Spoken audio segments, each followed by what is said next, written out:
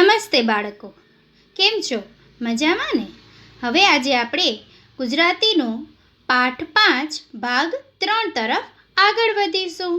ભાગ 3માં આજે આપણે પાઠ્યપુસ્તકનું પ્રવૃત્તિ જેટલી છે એ આપણે આજે પૂર્ણ કરીશું. પાઠ્યપુસ્તકમાં પાના નંબર 57થી આજે આપણે આગળ વધીશું. તો બાળકો, તમે પણ મારી સાથે પાઠ્યપુસ્તક ખોલજો. બાળકો, તમે પણ મારી સાથે પાઠ્યપુસ્તક ખોલ્યું ને? હવે પાઠ્યપુસ્તકમાં પાના નંબર 56 સુધીની આપણે પ્રવૃત્તિ જોઈ ગયા છીએ. તો આજે આપણે પાના નંબર 57થી શરૂઆત કરીશું. પાના નંબર 57ની પ્રવૃત્તિ છે જોઈને લખો. હવે જોઈને લખવામાં ક થી કરી અને એ સુધીના બધા જ મૂળાક્ષરનું આપણે સામે આપેલા ખાનામાં લેખન કાર્ય કરવાનું છે. ક, બ, અ, છ, આ અને એ 6 મૂળાક્ષર તમારે સુંદર અક્ષરે સામે આપેલ ખાનામાં લખવાના રહેશે. તો હવે આપણે આગળના પાના નંબર 58 તરફ આગળ વધીશું. બાળકો, પાના નંબર 58ની સૂચના છે ઉદાહરણ મુજબ લખો. હવે ઉદાહરણમાં આપણને 2 મૂળાક્ષરના ઉદાહરણ આપેલા છે. એનામાં પહેલું લખેલું છે અ, આ, એ ત્રણે અલગ અલગ માત્રા આપેલી છે. અની માત્રા, આની માત્રા અને એની માત્રા. એવી જ રીતના નીચે બીજું ઉદાહરણ આપેલું છે ક, કા અને કે. એ બંને ઉદાહરણને જોઈ એવી જ રીતના નીચેના બધા જ મૂળાક્ષરનું તમારે ઉદાહરણ મુજબ જ કાર્ય કરવાનું છે. એટલે કયા મૂળાક્ષર છે? બ, છ, ન, વ, મ, ર, ગ અને છેલ્લે સ. તો હું તમને એક વખત બોલીને બતાવું છું કે તમારે કેવી રીતના લખવાનું છે. પેલો બ તો આપણે લખીને જ આપેલો છે. તો એની બાજુમાં આપણે લખશું બા અને એની બાજુમાં 2. એટલે ઉદાહરણ મુજબ કાર્ય થયું ને બાળકો? ઉપર આ, કા, એની નીચે બા અને એની બાજુમાં 2. એવી જ રીતના 6માં પણ આપણે ઉદાહરણ મુજબ જ કાર્ય કરશું.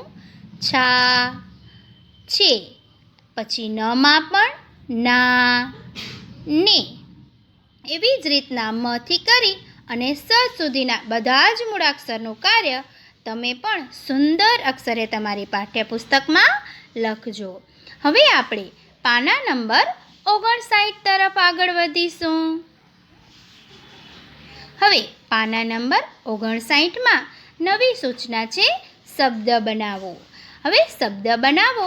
હવે આપણને એક ઉદાહરણ પાઠ્યપુસ્તકમાં કરીને બતાવેલું છે.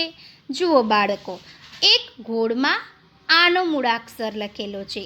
એની જ સામે 4 અલગ અલગ મૂળાક્ષર આપેલા છે.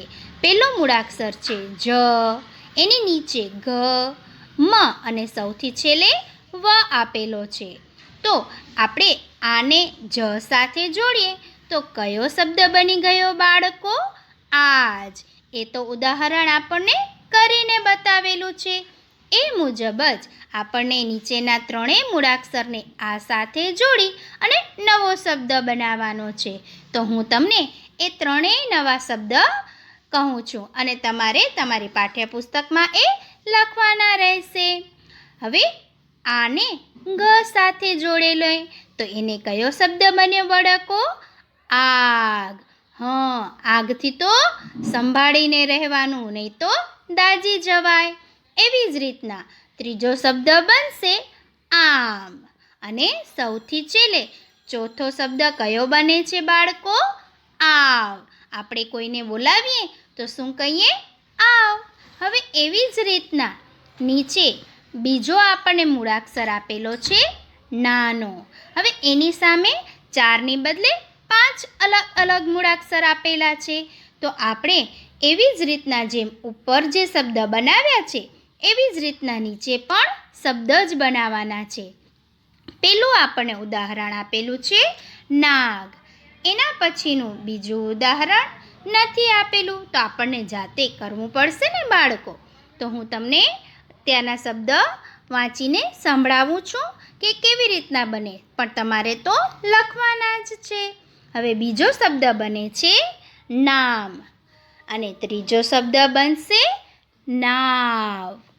ચોથો બને છે નાર, અને સૌથી છેલ્લો નાને ત સાથે જોડીએ એટલે નાત. હવે બાળકો, આ બધા જ શબ્દો તમારે તમારી પાઠ્યપુસ્તકમાં લખવાના છે. એકદમ સુંદર અક્ષરે જે લીટી આપેલી છે એની બહાર ન જાય એવી જ રીતના તમારે લેખન કાર્ય કરવાનું રહેશે. હવે પાના નંબર 59ની પ્રવૃત્તિ પૂર્ણ થઈ. તો હવે પાના નંબર 60 તરફ આપણે આગળ વધીશું. હવે પાના નંબર 60માં આપણને અલગ અલગ શબ્દો આપેલા છે અને એની નીચે 3 વાક્યો આપેલા છે. તો એ બધા જ શબ્દોનું પહેલાં વાંચન કરવાનું છે અને એની સામે જે તમને જગ્યા દેખાય છે એનામાં સુંદર અક્ષરે લખવાનું છે. વાંચવાનું મુખ્ય કારણ એ જ છે કે તમારું વાંચનમાં પણ વ્યવસ્થિત કાર્ય થાય, અને લેખન કાર્ય તો તમે પાઠ્યપુસ્તકમાં કરો જ છો, પણ વાંચીને જ્યારે આપણે લેખન કાર્ય કરીએ છીએ ત્યારે આપણી ભૂલ ઓછી પડે છે. તો આપણે બધા જ શબ્દોનું પહેલાં વાંચન કરી જઈશું અને એની સામે તમારે એ જ બધા શબ્દોનું લેખન કાર્ય કરવાનું છે. હવે પહેલો શબ્દ આપેલો છે રાજા. એની નીચે છે છાબ, એની નીચે છાજ, આગ, રેસ, એક, શેર, કાનન, 52, બાકસ, અને છેલ્લો શબ્દ છે નાનક. બાળકો, તમને આ બધા શબ્દો વાંચ્યા તો તમને કંઈ યાદ આવ્યું? આપણે જે આગળ પ્રવૃત્તિ કરી એનામાં આપણને જે 3 અલગ અલગ મૂળાક્ષર આપેલા હતા, ઉદાહરણ મુજબ કરો, એનામાં આ બધી જ માત્રાનું આપણે દ્રઢીકરણ કરી ગયા છીએ.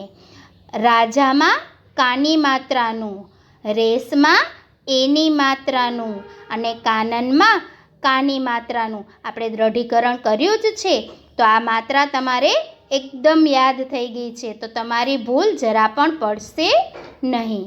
હવે એની નીચે 3 વાક્યો આપેલા છે, તો એ વાક્યોનું પણ આપણે વાંચન કરીશું અને ત્યારબાદ તમારે તમારી પાઠ્યપુસ્તકમાં એનું લેખન કાર્ય કરવાનું છે.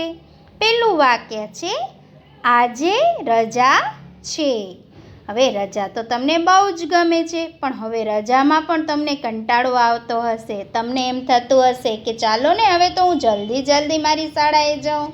તો બાળકો, આ એક વાક્ય છે આજે રજા છે, પણ તમારે એ વાક્ય એની નીચેની લીટીમાં નથી લખવાનું, પણ એની સામે જ લખવાનું છે.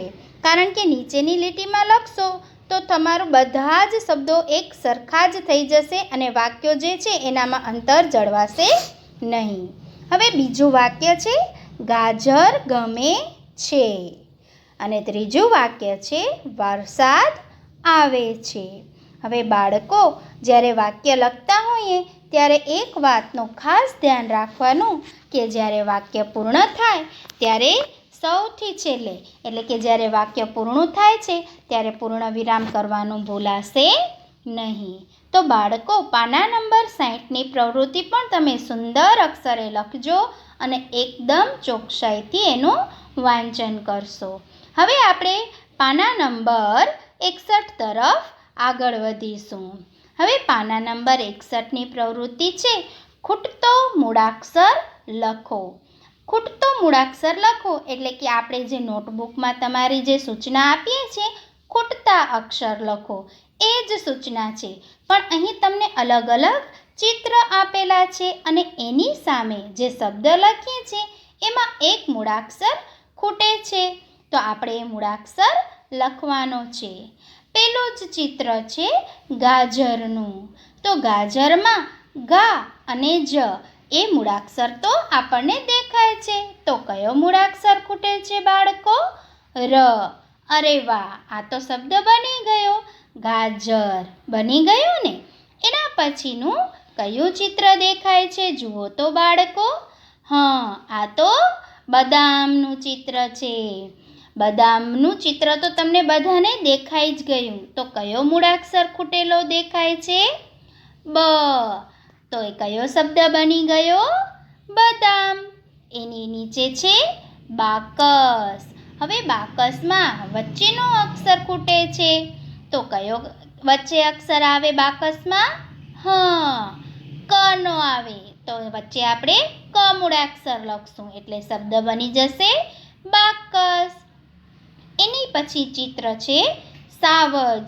સાવજને આપણે સિંહ પણ કહીએ છીએ, પણ અહીં સિંહ નથી લખેલો શબ્દ. કયો લખેલો છે? સાવજ. તો સાવજમાં બાળકો કયો મૂળાક્ષર ખૂટ્યો? વ નો. તો આપણે સા પછી વ લખી નાખશું એટલે એ શબ્દ પૂર્ણ થઈ જશે. એવી જ રીતના કેરમનું ચિત્ર છે. તો કેર લખેલું છે અને મ લખશું એટલે એ વાક્ય શબ્દ પૂર્ણ થઈ જશે. તો કેરમ એ શબ્દ બની ગયો ને. એના પછીનું છે અજગર. તો અજગરમાં વચ્ચેના બે મૂળાક્ષર આપણને દેખાય છે. તો છેલ્લો અને પહેલો એ બંને મૂળાક્ષર ખૂટે છે એટલે અને છેલ્લે ર લખશું એટલે એ શબ્દ પૂર્ણ થઈ જશે એટલે બનશે અજગર. અને છેલ્લું ચિત્ર આપેલું છે વરસાદનું. હવે વાદળમાંથી વરસાદ આવે છે ને. તો કયો છે ચિત્ર? વરસાદનું. તો એનામાં પણ બીજું અને છેલ્લો મૂળાક્ષર એ ખૂટે છે. તો એમાં લખશું ર અને દ. તો શબ્દ પૂર્ણ થઈ જશે એટલે બની જશે શબ્દ વરસાદ. તો બાળકો, આ વિડીયોમાં આપણે પાઠ્યપુસ્તકમાં જેટલી પ્રવૃત્તિ સમજી ગયા છીએ એ બધી જ પ્રવૃત્તિ તમારે તમારી પાઠ્યપુસ્તકમાં એકદમ સુંદર અક્ષરે કરવાની રહેશે. અને જ્યાં જ્યાં વાંચન આવે છે ત્યાં એકદમ તમારે શાંતિથી એનું વાંચન કરવાનું રહેશે. તો બાળકો, તમે આ બધી જ પ્રવૃત્તિ શાંતિથી તમારી પાઠ્યપુસ્તકમાં કરજો.